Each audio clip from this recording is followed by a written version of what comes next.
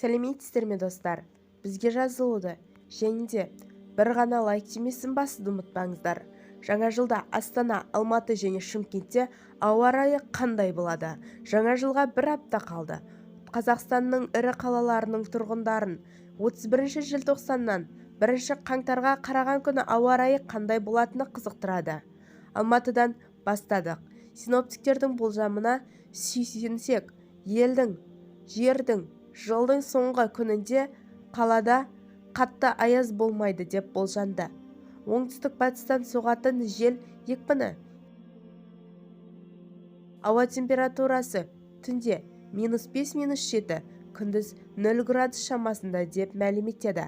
Қазгидроремонт РМК Алматы қаласы және Алматы облысы бойынша филиалдың метеорологиялық болжам департаменті 1 қаңтарда алдын ала болжам бойынша Алматыда күн бұлтты болады, жауын-шашын айтарлықтай болмайды.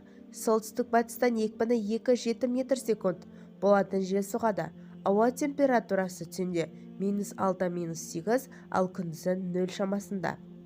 Синоптиктердің болжамынша жаңа жыл күні Астанада көшпелі бұлт шығады, жауын-шашын айтарлықтай жаумайды.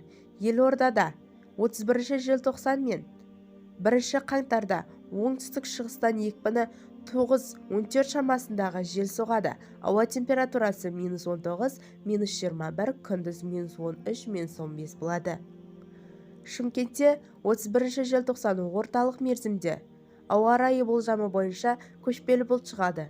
Күндіз жауын-шашын негізгі қар түрінде болады. Шығыстан, оңтүстік-шығыстан 2-7 метр/секундтық жел соғады. Ауа температурасы түнде -3, -5, күндіз +3, +5. 1 қаңтарда бұлт болады. Кей жерлерде жауын жауады. Бізді тамашалауды жалғастырыңыз.